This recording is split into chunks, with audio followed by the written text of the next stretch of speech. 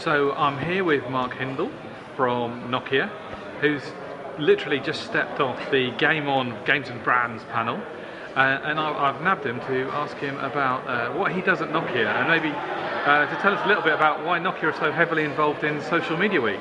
So obviously my name's Mark Hindle, I'm a communications manager for Nokia in the UK.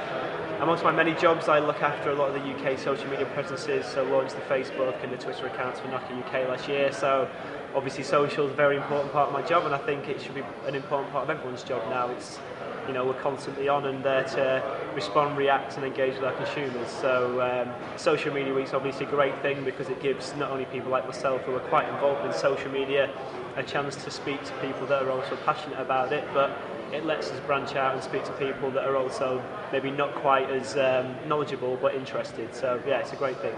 And you on the panel you were talking about conspiracy for good. Maybe you could share just what that is. And yeah, well, conspiracy for good, I think on a very bare basic level was a huge ARG that had a really good part.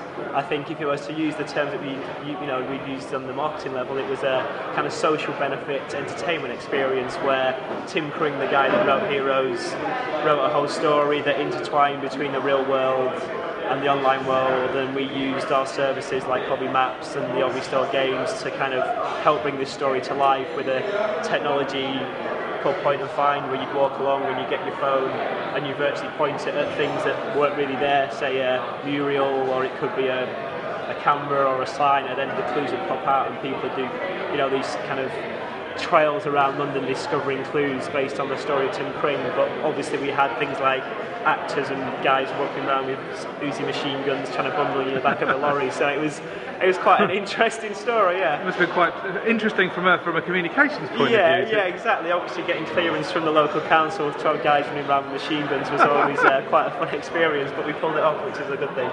So do you think from a sort of Nokia point of view, you seem to have really embraced social media?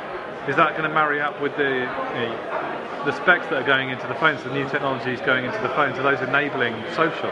Yeah, well, I think you look at mobile phones now and the smartphone is a pocket computer. You know, I think today a stat came out saying that smartphones are now outselling computers, which is, you know, is truly understandable. So you're constantly connected and in that position where if you've got something nice to say about a brand or a product or service, you can say it, but obviously if you've got a problem, you know, a complaint is only at Nokia UK away or whatever whatever the issue is. So I think it's a great tool for brands to interact with their consumers, you know, and their fans and influencers and journalists and even each other. But I think it's also a great tool for consumers to have a real direct route to brands, you know.